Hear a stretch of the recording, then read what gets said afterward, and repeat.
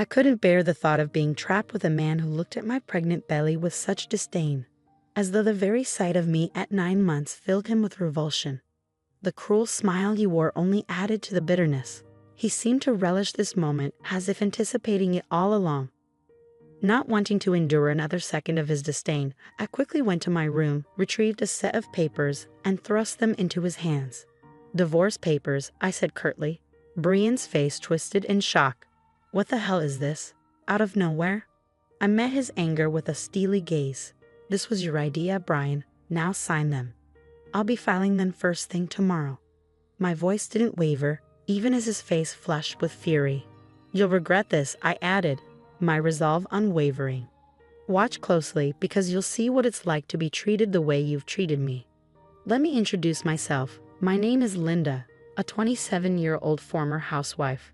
3 years ago, I worked at a mobile company where I met Brian, my boss at the time. Back then, I was 25, eager to learn and grateful for Brian's guidance as a newcomer to the job. It didn't take long for our professional relationship to evolve into friendship. Soon, dinner outings turned into dates, and eventually he asked me out. I was thrilled. I had never dated anyone before. It's a little embarrassing to admit, but I was more captivated by cartoon characters than real men. Yet seeing my friends marry one by one, I felt pressured to find my own partner. When Brian entered my life, I secretly promised myself he'd be my first and only love. We married a year later, and I couldn't have been happier. Brian was handsome, popular, and the envy of many female coworkers. I felt proud to be his wife as colleagues congratulated us. Their words of admiration made me feel like I had achieved something special. I was blissfully unaware of what lay ahead. The day after our marriage registration, Brian dropped a bombshell. "You're married to me now, so you'll quit your job, right?" he said nonchalantly. I stared at him in disbelief. "I've already informed them," he added with unnerving finality. "What? But you never mentioned this before," I protested, caught off guard. Brian's stern expression silenced me. "Starting tomorrow, you won't need to go to work. I'll handle the handover." His words were like a guillotine slicing through the life I'd built. The decision had been made without me. Brian's role as my former boss made it even harder to argue. Reluctantly, I quit my job without saying proper goodbyes, determined to make our marriage work. At home, I threw myself into household chores, preparing Brian's favorite meals and trying to meet his expectations. Yet, no matter how hard I worked, he never acknowledged my efforts. I craved even a single word of appreciation, but none came. Without a personal income, I was completely reliant on him, and our relationship started to feel less like a marriage and more like that of an employer and his housemaid. Things took a turn for the worse when I fell ill one day. Exhausted and feverish, I stayed in bed, promising myself I'd catch up on the chores later. Brian stormed into the bedroom, furious. "What are you doing lying there? Get up and make some food," he barked, yanking the blanket off me. "I'm not feeling well," I murmured, hoping for compassion. "Could you handle things yourself today?" His response chilled me to the bone. "Pathetic. You don't work, and now you're lying around because of a little cold." Tears blurred my vision as I forced myself out of bed. I couldn't believe this was the same man I had fallen in love with. Overwhelmed, I completed the housework, tears streaming down my face. Several days later, I realized I'd missed my period. A pregnancy test confirmed it. I was expecting. Overjoyed, I cried tears of happiness, eager to share the news with Brian. But when he came home late one night, the smell of alcohol on his breath, my excitement dimmed. "I have something important to tell you," I began hesitantly. "I haven't seen a doctor yet, but I think I'm pregnant." Brian's expression darkened instantly. "Pregnant? What the hell have you done?" His harsh tone cut me to the core. "I don't want a child. If you're going to have it, you'll be raising it alone," he spat before storming off to the bathroom. I stood there stunned. This wasn't the life I had dreamed of. This wasn't the man I thought I had married. I couldn't understand why Brian would say such cruel and irresponsible things about our baby. Moments earlier, I'd been filled with joy at the thought of becoming a mother. But his words shattered that happiness, leaving me in a pit of sorrow. Why would he react like this? He had never mentioned not wanting children before. We hadn't even been using contraception, so I'd naturally assumed he wanted kids too. As I ironed Brian's jacket and prepared to take his shirt to the wash, a wave of sadness overwhelmed me. Then something unexpected happened. A small piece of paper fell from his dress shirt pocket. I picked it up absent-mindedly, thinking it might be a receipt from his outing that night. I almost threw it away, but something caught my eye. The name on the receipt made my heart stop. A motel. My hands trembled as I stared at the incriminating slip of paper, confirming what I didn't want to believe. It was indeed a receipt from a motel. The shock hit me like a physical blow. Why would Brian go to a motel? Isn't marriage supposed to be a sacred bond between two people who love each other? We'd only been married for a little over a year. How could this happen? I was no stranger to romantic fantasies, having spent years dreaming of perfect love rather than experiencing real relationships. But now, faced with this harsh reality, I struggled to accept what was unfolding before me.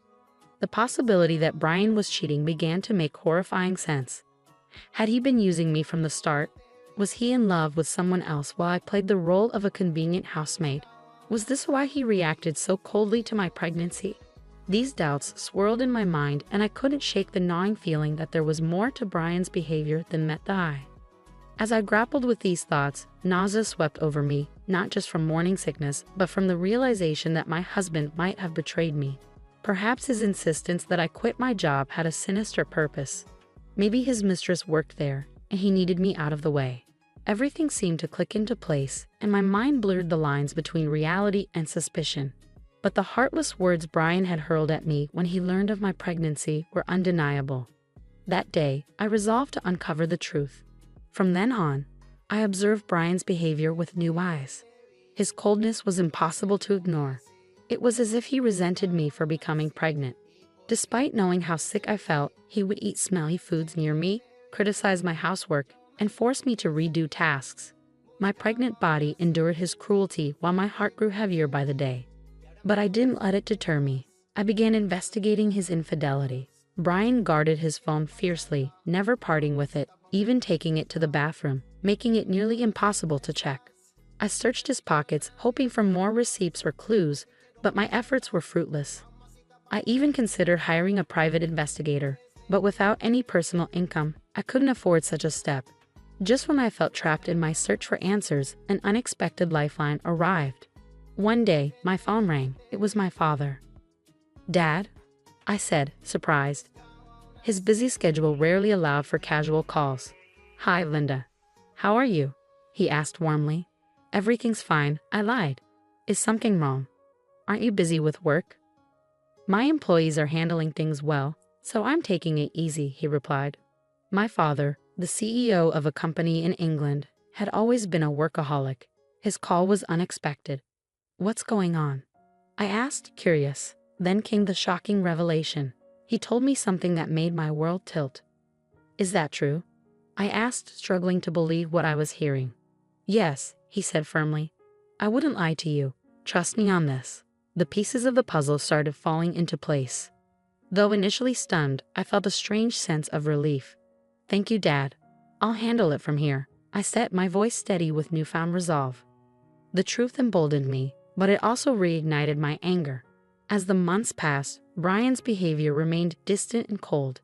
His disdain for me and our unborn child never wavered, and each interaction deepened my hatred for him. At 9 months pregnant, I was always cautious around Brian, living in constant apprehension. One evening, I served dinner as usual, hoping to avoid any confrontation. But as we sat at the table, Brian suddenly slammed his fork down. "What is this?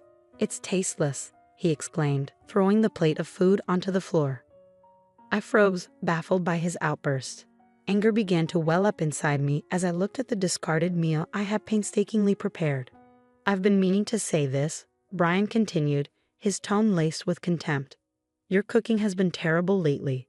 Tears stunned my eyes, but I held them back.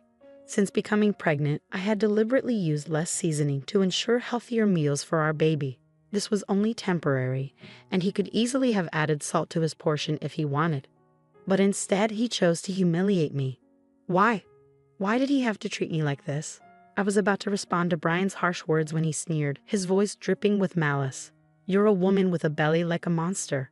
You'll have to raise this kid on your own." His cruel smile sent a chill down my spine.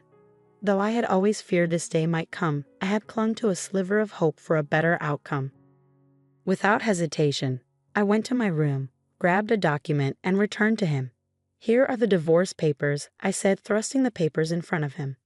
Brian's face twisted in shock as he stammered, "What the hell? What's this all of a sudden?" "It was your idea," I replied firmly. "Now sign them. I'll be submitting them tomorrow."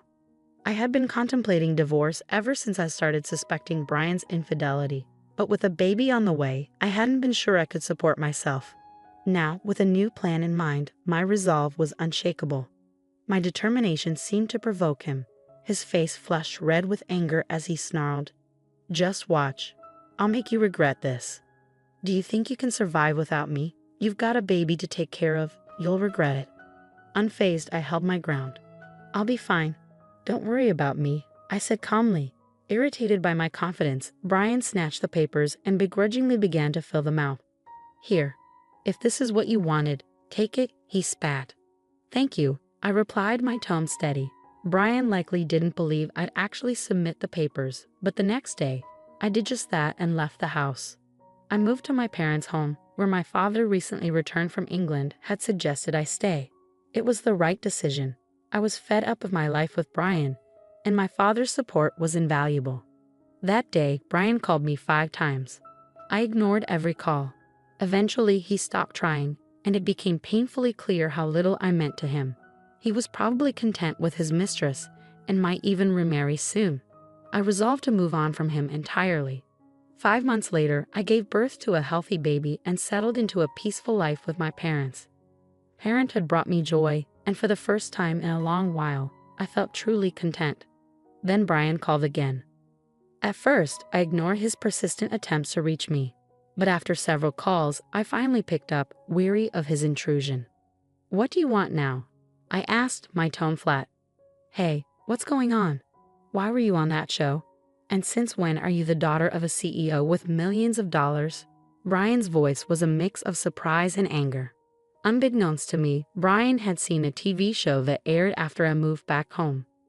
The program, which featured my family, highlighted my father's role as the CEO of a global tech company and estimated our family's wealth at $20 million. I hadn't anticipated Brian watching it, but TV has a way of reaching unexpected audiences. "Oh, by the way," I said nonchalantly, "I didn't tell you about my $38 million inheritance. That's why I was able to divorce you." Brian was furious. "What? That's absurd. Why didn't you tell me before? Half of that is mine, right? Give me the money now." I laughed coldly.